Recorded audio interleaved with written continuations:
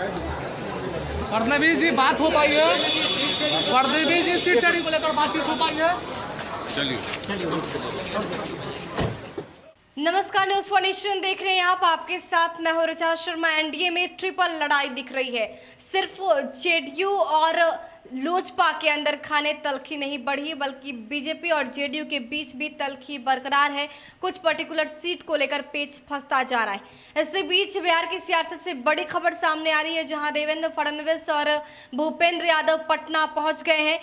बीते दिनों शाम में वो दिल्ली गए थे और जहां पर कहा जा रहा था कि अमित शाह से उनकी बैठक हुई। हालांकि बैठक में क्या कुछ खास निकलकर सामने आया, इस पर तो अब तक पुष्टि नहीं हो पाई है, लेकिन इतना जरूर स्पष्ट हो गया है कि अमित शाह ने साफ तौर पर यह कह दिया है कि अब बीजेपी किसी भी कीमत पर झुकेगी नहीं, बल्कि टक्कर देने को तैयार होगी। साफ तौर पर यह कहा जा रहा है कि बीजेपी और जेडीयू के बीच जो तलखी बढ़ी है वो कुछ परंपरागत सीटों को लेकर बढ़ी है, और ऐसे में माना जा रहा है कि बीजेपी चाहती है कि उस सीटों पर बीजेपी के कैंडिडेट उतरे।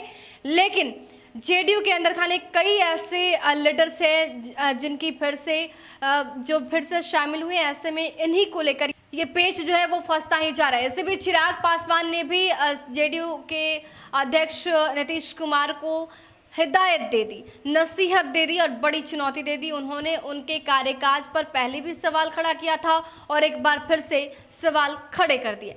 तो कुल मिलाकर देखा जाए तो एनडीए में इस वक्त रार मची और सीट शेयरिंग का फॉर्मूला जल्द से जल्द डन होने की स्थिति में नजर नहीं आ रहा।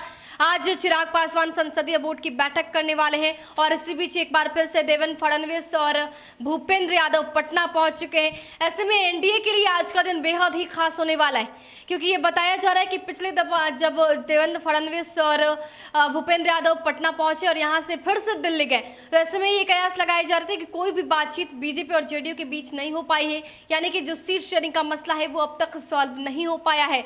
लेकिन अब ऐसा माना जा रहा है, क्योंकि आज नहीं तो कब नॉमिनेशन की प्रक्रिया की शुरुआत हो गई है। फेज 1 के लिए वोटिंग की जो शुरुआत होनी है वो बहुत जल्द 28 अक्टूबर को होनी है। ऐसे में समय बेहद ही कम है।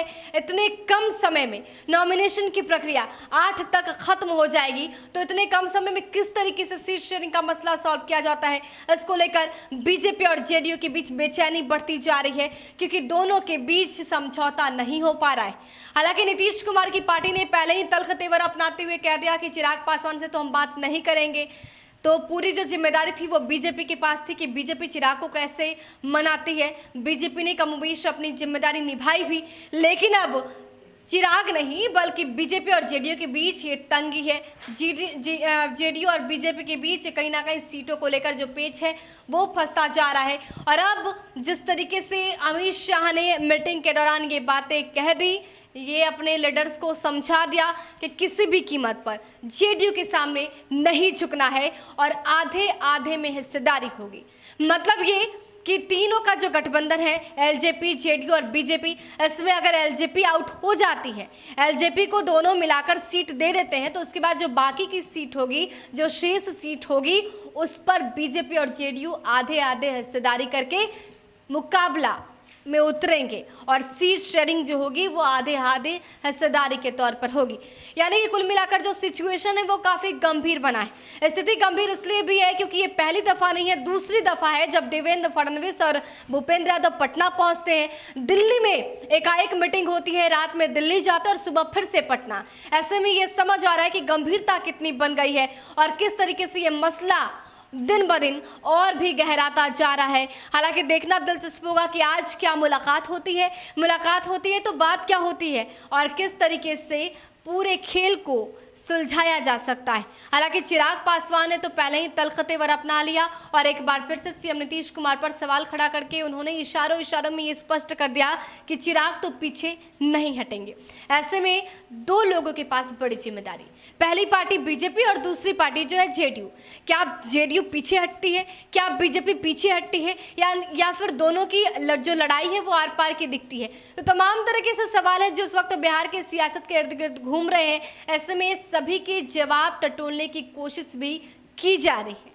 आज ये ऐलान हो सकता है कि बीजेपी कितनी सीट पर लड़ेगी, एलजेपी कितने सीट पर लड़ेगी और जेडीयू के पाले में कितनी सीटें जाएंगी। यानी कि आज का दिन एनडीए के लिए बेहद ही खास होने वाला है, क्योंकि आज मीटिंग के बाद देवेंद्र फडणवीस और भूपेंद्र यादव पटना पहुंच चुके हैं और आज ऐसा लग रहा है कि एक बड़ी बैठक की जाएगी और इस बैठक में एनडीए किसी ना किसी नतीजे पर पहुंचेगा। फिलहाल के लिए इतना ही। बने रहे हमारे साथ और देखते रहे न्यूज़ 4 नेशन।